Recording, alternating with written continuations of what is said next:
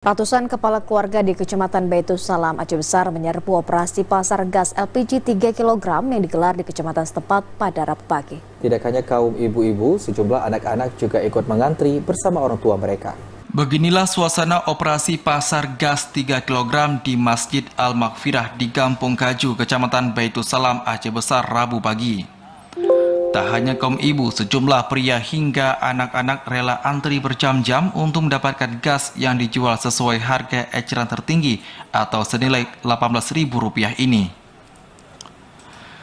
Sulitnya mendapat gas subsidi 3 kg sesuai harga yang ditetapkan pemerintah menjadi alasan warga rela mengantri hingga berjam-jam. Untuk mendapat gas di pangkalan, warga terpaksa mengantri hingga larut malam karena jadwal pembagian gas kerap dilakukan malam hari atau mulai pukul 20 tepat waktu Indonesia bagian Barat.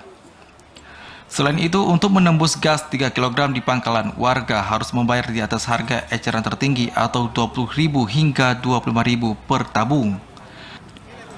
Meski mahal dan telah mengantri, warga juga mengaku kerap tidak kebagian karena alokasi gas yang diklaim terbatas. Berapa harganya? 25. Itu di pangkalan. Di pangkalan 25.000 ya? Ya. Kalau di eceran Ibu pernah beli? Ya, eceran 35, 37. Artinya pangkalan dengan eceran itu selisih 10.000.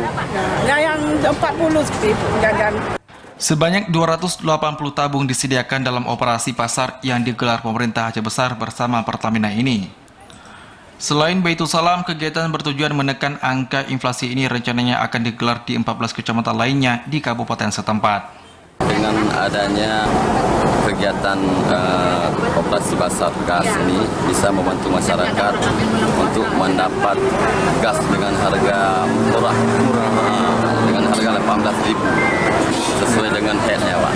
Sementara itu, ramainya warga yang datang membuat 280 tabung yang disediakan habis dalam waktu 2 jam. Meski telah menambah 34 tabung, namun sejumlah warga tampak kecewa karena tidak kebagian gas. Dari Aceh Besar, Arman Konadi, TVRI Aceh melaporkan.